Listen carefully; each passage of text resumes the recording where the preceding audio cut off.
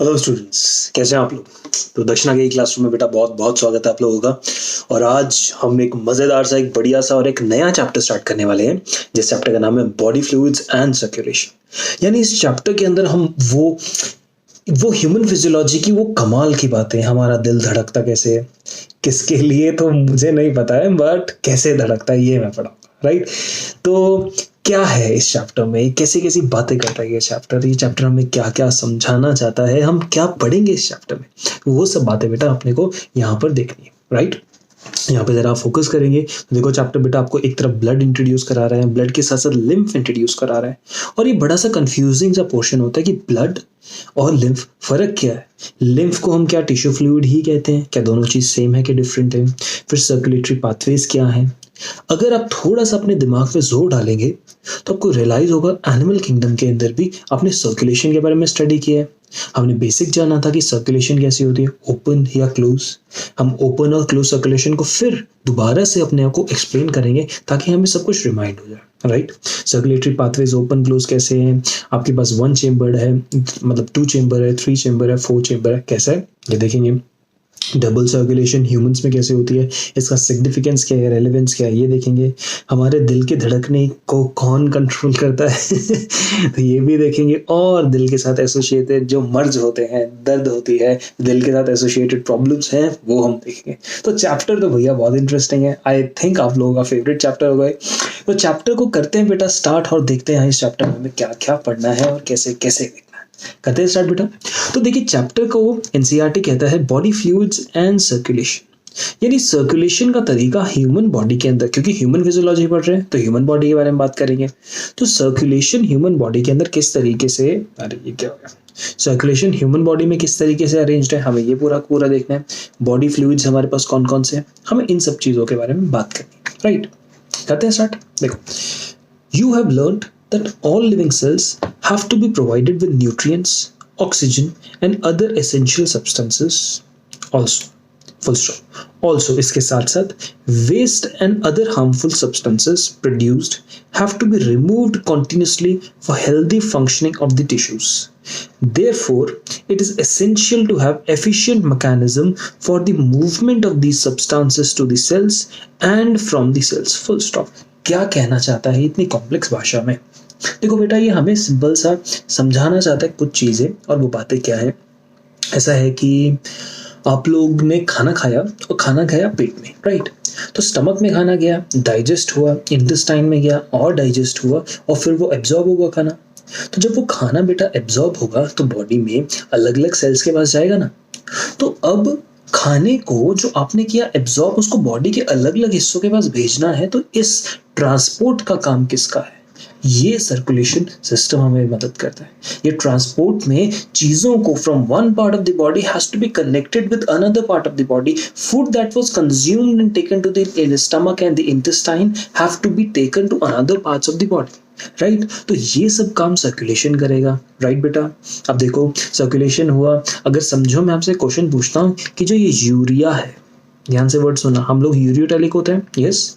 तो ये जो बेटा यूरिया है, क्या ये जो यूरिया है ये ह्यूमन बॉडी में कहाँ बना, किधर फॉर्मेशन हुई। तो बेटा इसका आंसर क्या दोगे तुम लोग, क्या लिवर, क्या दोगे लिवर। जिन जिन मेरे बच्चों ने किडनी कहा है वो गलत बोला है, किडनी में नहीं बनता। किडनी यूरिया को बॉडी से बाहर फेंकता है, लेकिन बेटा ये यूरिया बनता कहाँ है, तो आंसर क्या होगा इसका, लिवर। समझ पा रहे हो। तो लिवर के अंदर यूरिया बना, ओके। तो यूरिया लिवर से वापस ट्रांसपोर्ट होके किडनी के पास जाएगा ताकि किडनी बॉडी से उसको बाहर फेंक सके। तो बेटे ट्रांसपोर्ट करने के लिए, इस एक्सक्रीशन के प्रोसेस के लिए भी तो ब्लड को ही, तो यूरिया को लिवर से उठा के किडनी की तरफ लेके आना है। तो आप फंक्शंस देख रहे हो, सांस लिया, ऑक्सीजन लंग्स में गया, अब वो ऑक्सीजन बॉडी के हर सेल के पास पहुंचाना है। फिर किसका काम, ये सब बातें एनसीईआरटी यहां तक कर रहा था, right. Different group of animals have evolved different methods for this transport. ऐसे ट्रांसपोर्ट की ज़रूरत थी, क्यों थी बता दिया। लेकिन अलग अलग एनिमल्स ने अलग अलग तरीके निकाले। जैसे simple organism like sponges and coelenterata circulate water from their surroundings through their body cavities to facilitate the cells to exchange the substances. क्या था, पॉरीफेरेंस देखे थे, बाहर से कैनाल सिस्टम से पानी इस तरीके से लिया, ऑस्क्यूलम के थ्रू बाहर इस तरीके से निकाल दिया स्पॉन्जो सील में लाके। जब पानी का आना और जाना हुआ, इसी प्रोसेस के साथ उसने एक्सक्रीशन कर दिया, बॉडी से जो वेस्ट डिफ्यूज कर दिए, खाना अपने पास ले आया, इस तरीके से किया। जब हम बात करते हैं सिलेंटेरेटा की, तो सिलेंटेरेटा भी अपनी जो सिलेंटेरॉन जो गैस्ट्रोवास्कुलर कैविटी है उसके अंदर लाके ये सब काम करता है। उन्होंने तो ऐसा काम कर लिया, राइट।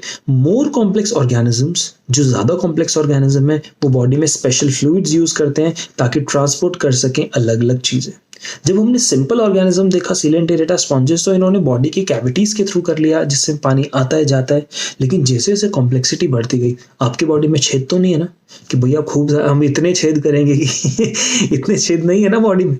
जब नहीं है तो फिर हमें कोई तरीका अपनाना पड़ेगा बेटा, हमें हमारे शरीर में कोई तरीका इस तरीके से लेके आना पड़ेगा ताकि हम अपना ट्रांसपोर्ट कर सके। समझ पा रहे हो मेरी बात? तो हमने जो मोर कॉम्प्लेक्स ऑर्गेनिज्म है like us, we use special fluids, एक अलग से एक इंपॉर्टेंट एक डिफरेंट फ्लूइड्स हमारी बॉडी में उनका इस्तेमाल करते हैं ताकि चीजों को ट्रांसपोर्ट किया जा सके।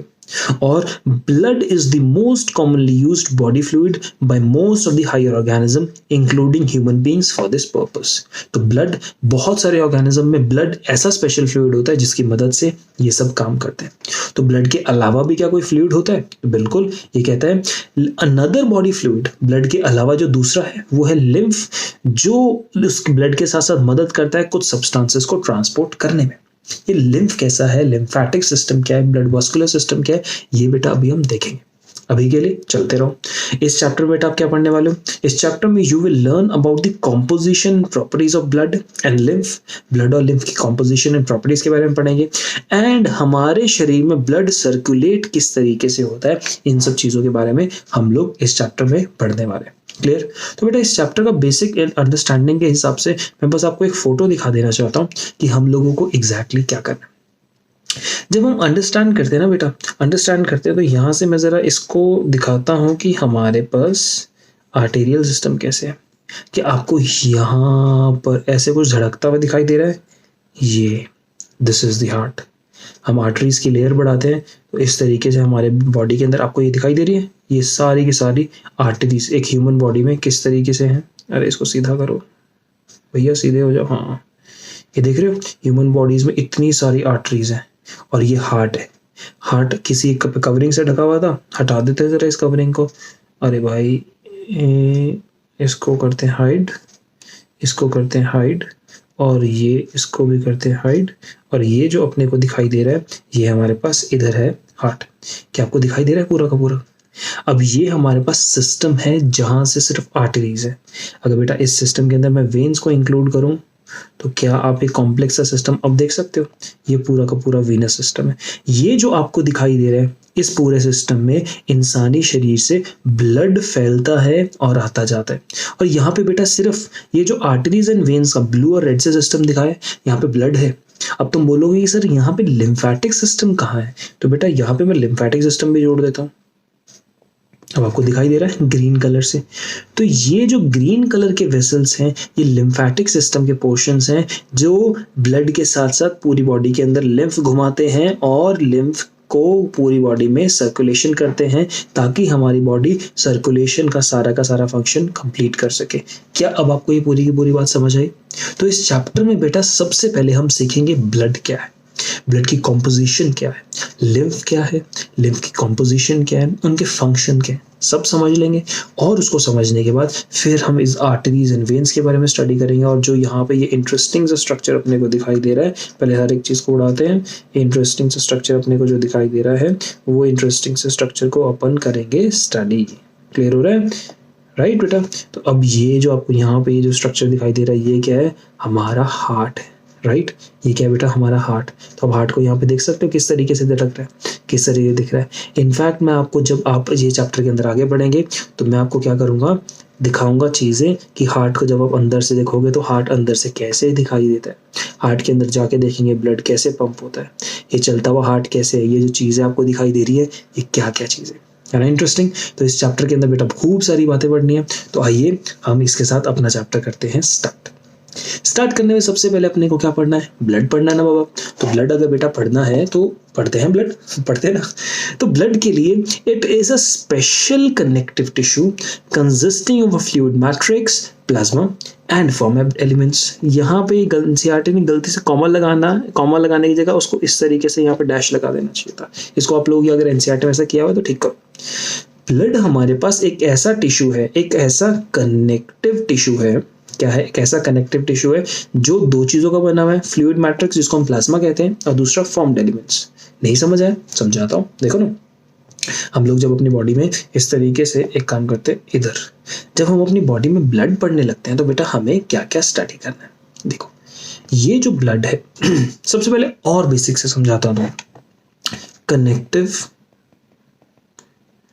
अरे कनेक्टिव क्यों लिख रहा हूं मैं, यहाँ पे लिखता हूँ टिश्यूज। जब आप किसी भी ह्यूमन बॉडी को देखते हो तो बॉडी में टिश्यूज होते हैं, और इनफैक्ट आपने एक चीज पढ़ी है ना बेटा, एक्टोडर्म, मेसोडर्म, एंडोडर्म, ये तीनों चीजें पढ़ी।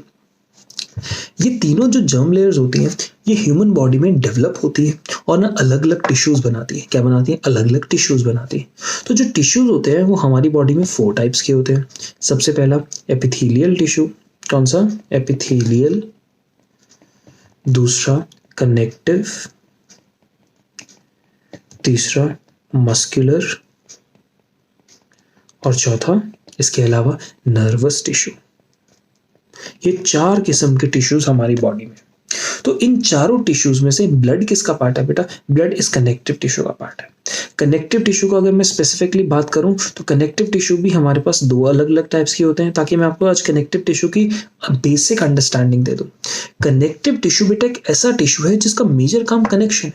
अलग अलग हिस्से जो शरीर के हैं उनको जोड़े रखना। शरीर के डिफरेंट पार्ट्स को अगर ज्वाइन किए रखने का अगर किसी का काम है तो वो कनेक्टिव टिश्यू है, राइट। कनेक्टिव टिश्यू इस तरीके से कनेक्टिव टिश्यू प्रॉपर और specialised connective tissue. Specialised connective tissue मतलब एक ऐसा कनेक्टिव टिश्यू जिसने अपना फंक्शन को और ज्यादा स्पेशलाइज कर दिया। बेटा स्पेशलाइज्ड कनेक्टिव टिश्यू के और आगे पार्ट्स हैं, यहां देखते रहना। स्केलेटल कनेक्टिव टिश्यू और दूसरा fluid connective tissue. Skeletal connective tissue and fluid connective tissue. समझ पा रहे हो? देखो किस तरीके से सीरीज चलती जा रही है। अब स्केलेटल कनेक्टिव टिश्यू अभी तक हमने पढ़ा नहीं है, अभी पढ़ेंगे भी नहीं, बट इसकी मैं तुम्हें दिखा देता हूँ कि हमने क्या क्या पढ़ना है इसमें। इसमें एक तो पढ़ना है बोन और दूसरा पढ़ना है कार्टिलेज। ये दोनों बातें पढ़नी है, right. And fluid connective tissue में जिसको हम यहाँ पढ़ने वाले हैं उसमें हम पढ़ेंगे 2 चीजें। एक तो पढ़ेंगे हम लोग लिम्फ और दूसरा अपन लोग पढ़ेंगे ब्लड। तो मैं अगर कहूं कि जो ब्लड है वो एक स्पेशलाइज्ड कनेक्टिव टिश्यू है, blood is a specialised connective tissue, तो कहने का मतलब क्या है?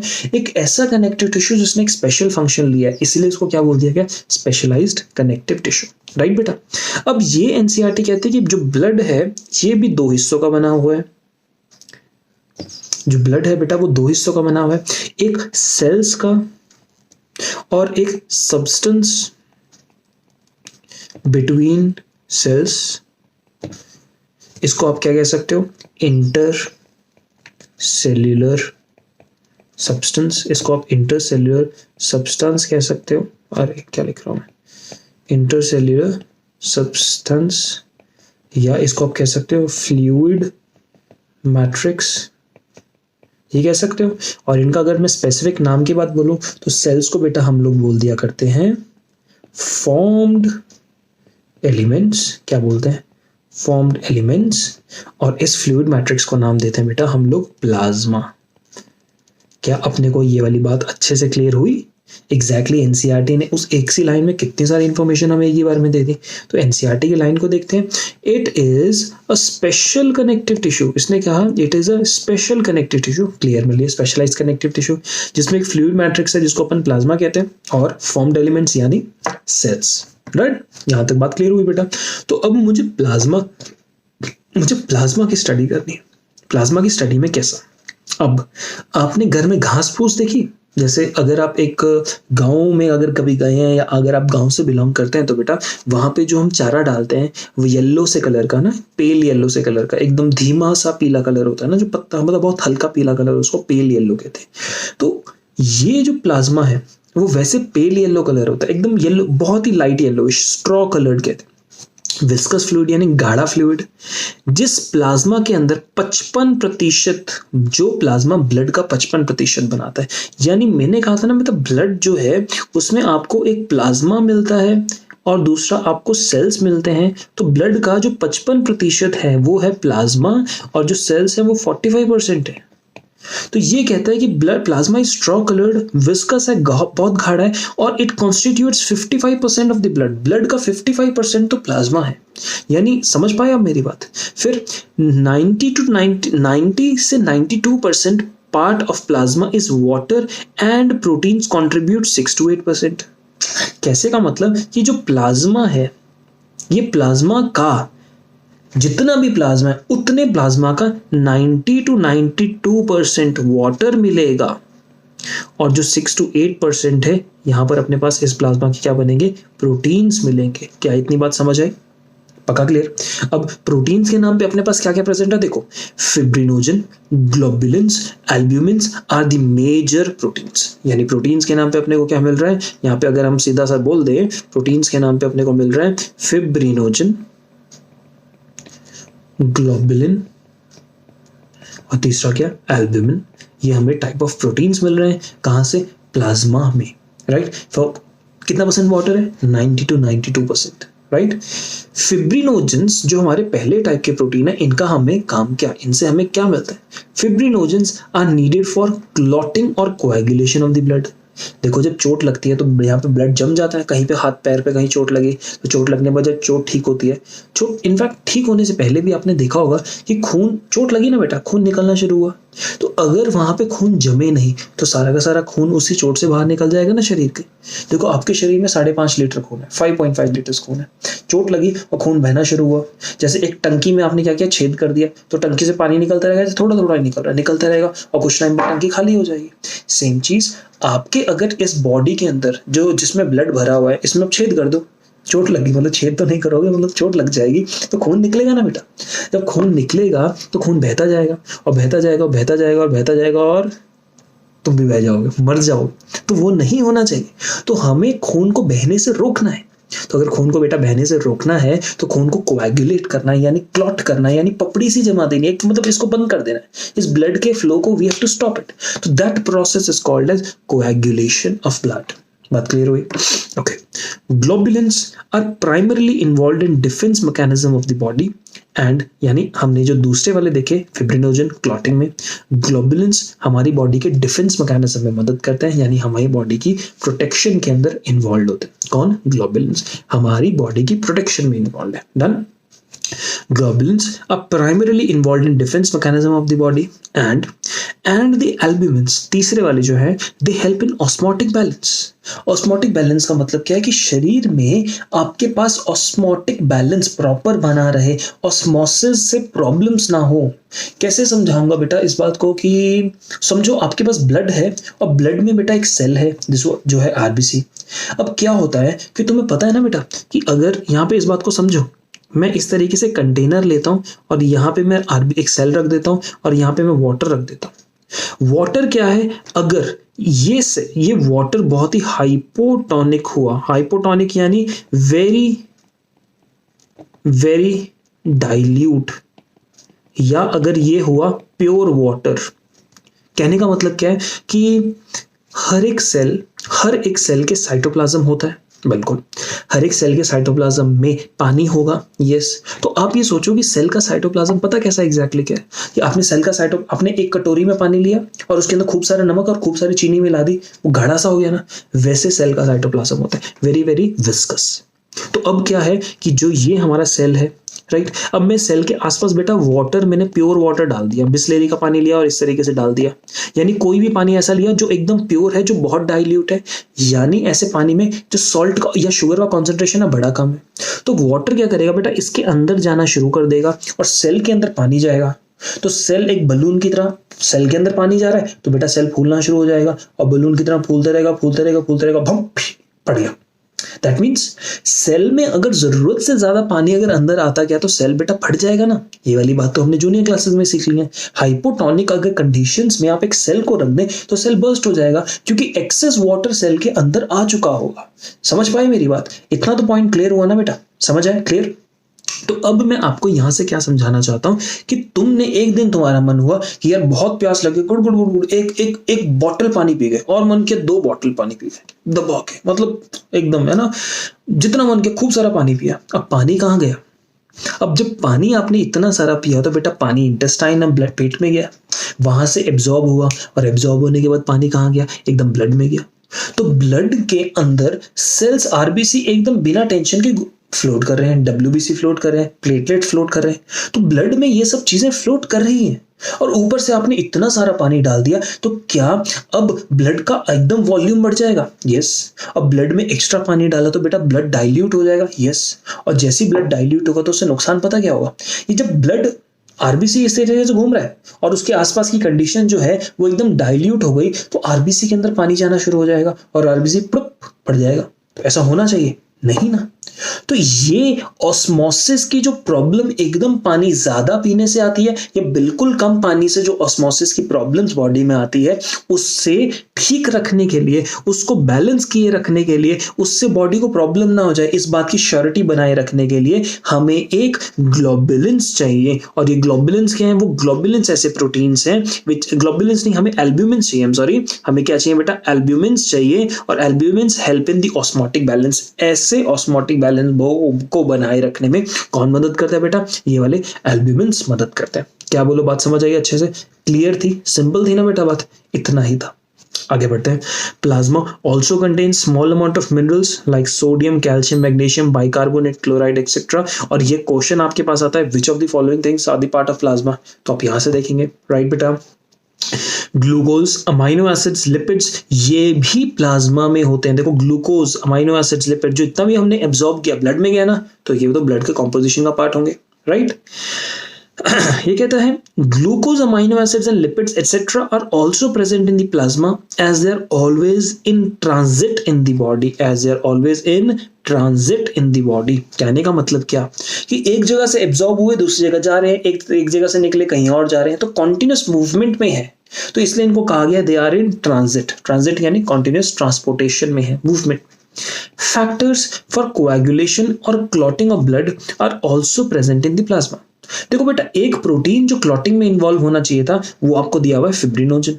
ये फिब्रिनोजन जो है ये क्लॉटिंग में इन्वॉल्व है, तो अकेला फिब्रिनोजन क्लॉटिंग करा देता है? नहीं, इसके अलावा और भी बहुत सारी चीजें होती हैं। तो वो जो दूसरे फैक्टर्स हैं जो क्लॉटिंग में इन्वॉल्व हैं वो भी ब्लड के प्लाज्मा के अंदर है। और यहाँ पे एक लाइन दे दी, plasma without clotting factors is called as serum and I must tell you, ये वाली लाइन आपको तब समझ आएगी जब मैं यहाँ पे इस चैप्टर में आपको ब्लड क्लॉटिंग पढ़ा दूंगा। तो अपन क्या करेंगे, अभी के लिए हम लोग ब्लड क्लॉटिंग को, क्योंकि हमें थोड़ी देर में पढ़ना है, तो अभी ब्लड क्लॉटिंग नहीं पढ़ेंगे, हम ब्लड क्लॉटिंग पढ़ेंगे बाद में। इतना बेटा बेसिक इंट्रोडक्शन आपको क्लियर हो बेटा? तो इंट्रोडक्शन के बेसिस में हमने इतना किया, तो हम एक बार यहाँ पे देख लेते हैं हमें हमारे नोट्स क्या कहते हैं, हमें क्या समझाना चाहते हैं, यहाँ पे देखते हैं, फिर हम आगे इस लेक्चर को लेके चलेंगे। देखो बेटा, बॉडी फ्लूइड एंड सर्कुलेशन पढ़ रहे हैं, सर्कुलेटरी सिस्टम्स पढ़ रहे हैं, तो बेटा वो ओपन और क्लोज हो सकते हैं। और ये बात मुझे लगता है कि आप लोगों को बहुत ही अच्छे से क्लियर है, what is a open system and what is a close circulatory system. मुझे उम्मीद नहीं कि कोई डाउट है, बट एक बार के लिए मैं आपको दोबारा रिवाइज करा देता हूँ कि यहाँ इस तरीके से ये हार्ट है, हार्ट ने इस तरीके से ब्लड को पंप किया और ब्लड को पंप करने के बाद इस तरीके से ब्लड इस तरीके से नीचे गया, इस तरीके से बॉडी के पास गया। बॉडी के अंदर जब जाता है तो यहाँ पे ये इस तरीके से कैपिलरीज बना लेता है, इस तरीके से बहुत ही बारीक बारीक कैपिलरीज बना लेता है। और यहाँ पे कैपिलरीज किस में कन्वर्ट हो जाती हैं, इस तरीके से ये कैपिलरीज ब्लड को एक्सचेंज करने के साथ, मतलब ऑक्सीजन दे के कार्बन डाइऑक्साइड ले लेती हैं और ये कैपिलरीज मिलके क्या बनाती हैं, वेन्स बनाती हैं।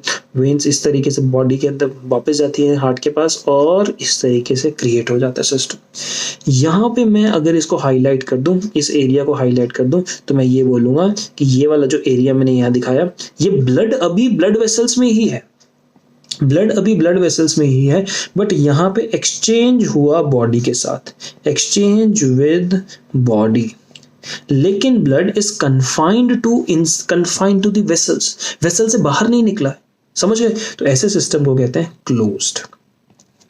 हम ओपन सर्कुलेटरी सिस्टम की बात करते हैं तो ओपन में क्या होता है, ये हार्ट अपने पास ये पड़ा है, हार्ट से इस तरीके से ये निकला, ब्लड निकला, और ब्लड इस तरीके से कहाँ गया, एक ऐसे चेम्बर में खुल जाएगा। ध्यान से देखते रहना, ये हमारे पास एक बड़ा सा चेम्बर है, एक खोखला स्पेस है।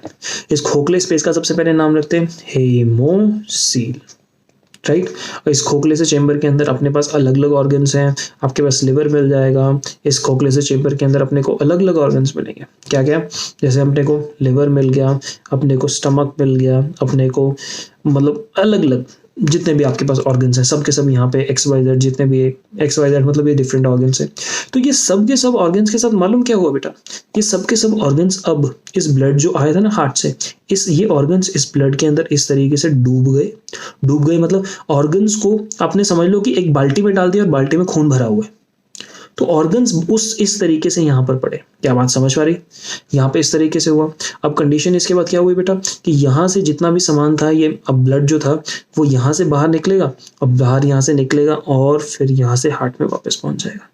दैट मीन्स देखो, ब्लड इतने एरिया के लिए क्लोज सिस्टम में था, थोड़ा सा मतलब बेसिकली हार्ट था, हार्ट ने बॉडी के अंदर डाल दिया इस तरीके से ब्लड को, और बॉडी के अंदर ब्लड किसी वेसल में नहीं रहा लेकिन वेसल से बाहर निकल गया है। तो ऐसे सिस्टम को हम लोग टर्म करते हैं ओपन सर्कुलेटरी सिस्टम। डन बेटा।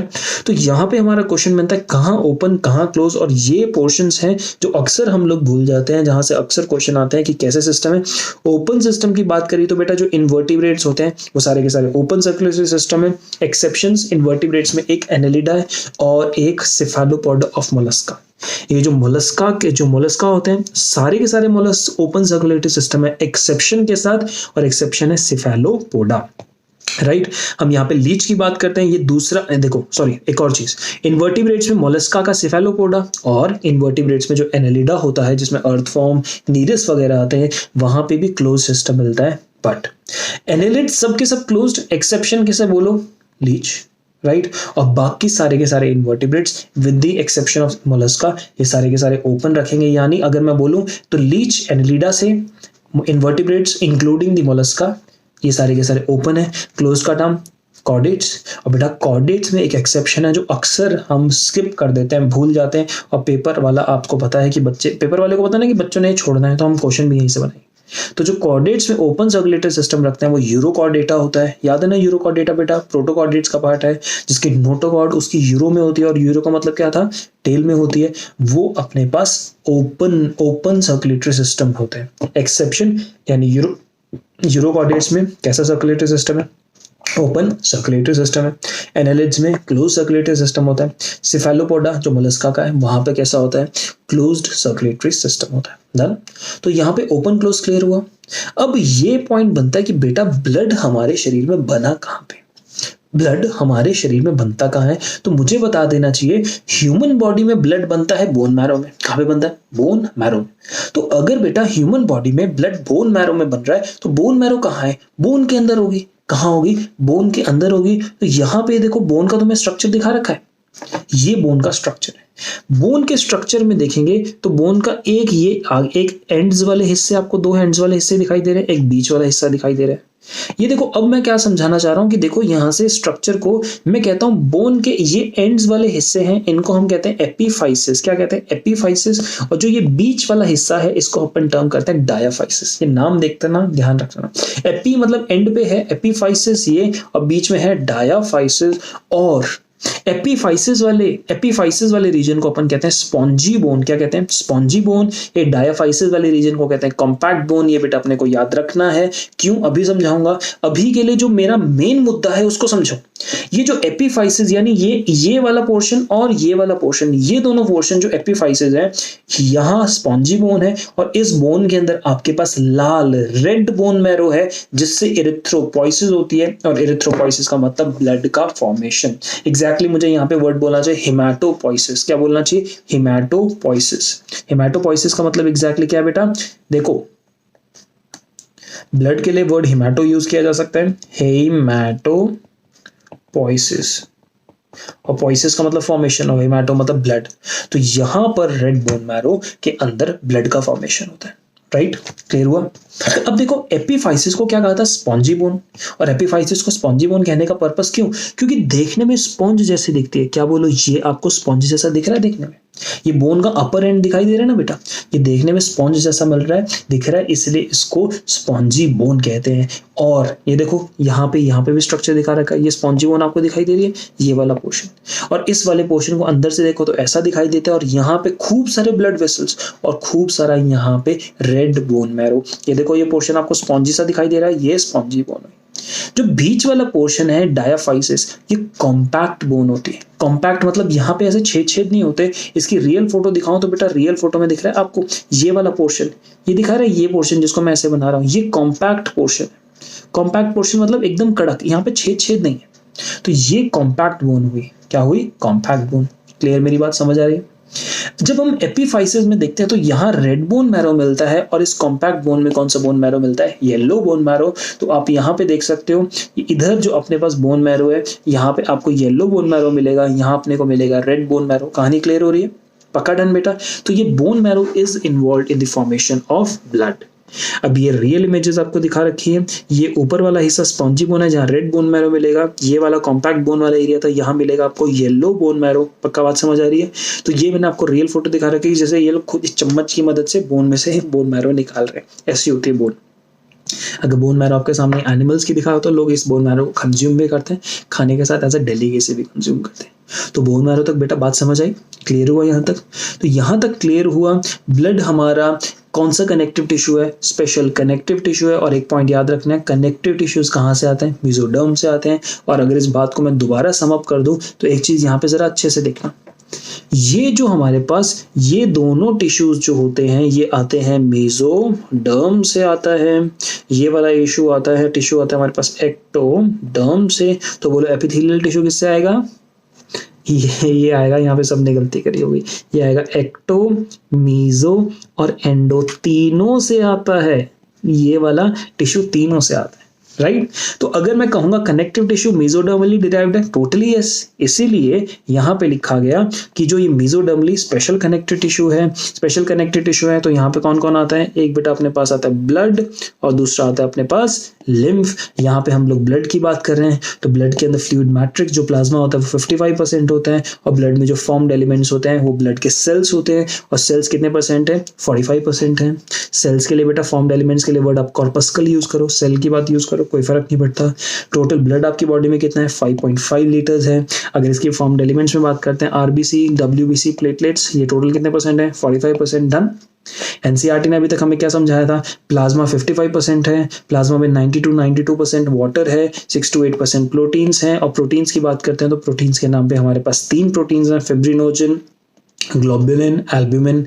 एल्ब्यूमिन ऑस्मोटिक बैलेंस बनाए रखता है, फिब्रिनोजन क्लॉटिंग के प्रोसेस में काम करता है, और ग्लोबुलिन हमें इम्यूनोलॉजिकल रिएक्शंस देता है। और कैसे ये वाली बात समझनी जरूरी है। जब आप इन ग्लोबुलिन्स की बात करते हो तो बेटा ग्लोबुलिन्स एग्जैक्टली है क्या? ये ऐसे प्रोटीन्स हैं जो बनाते हैं एंटीबॉडीज। क्या बनाते हैं? Antibodies. These are such proteins, globulins are those proteins which are making the antibodies. तो बेटा हम यहाँ पे समझते हैं ये ग्लोबुलिन्स आर एंटीबॉडीज, इसलिए तो ये इम्यून सिस्टम के अंदर, इम्यूनोलॉजी में ये इम्यूनिटी में पार्टिसिपेट करते हैं, इसलिए इनको एंटीबॉडीज कहा जाता है। और एंटीबॉडीज हमारी बॉडी में 5 टाइप्स की होती हैं, 5 क्लासेस होती हैं एंटीबॉडीज की। इनको कहेंगे इम्यूनोग्लोबुलिन्स। ये 5 क्लासेस होती हैं। इसको कहते हैं द गेम। कैसे याद करते हैं? The game, GAME, the game. ये 5 टाइप की एंटीबॉडीज, हमारे 5 टाइप की एंटीबॉडीज, सिर्फ 5 नहीं मिलती, 5 टाइप की मिलती हैं। ये बोल रहा हूँ, 5 तरीके की एंटीबॉडीज हमारे शरीर में मिलती हैं। और ये किसका टाइप है? ये ग्लोबुलिन प्रोटीन का टाइप है। इसलिए कहा जाता है कि ये जो ग्लोबुलिन है ये इम्यूनोलॉजिकल रिएक्शंस में पार्टिसिपेट करता है। क्या आपको बात यहाँ तक समझ आई? ये जो आपके पास स्ट्रक्चर्स है, ये जो आपको यहाँ पे दिखा रखा है, ये सारे के सारे molecules they are in transit. Transit मतलब कॉन्स्टेंट मूवमेंट में है।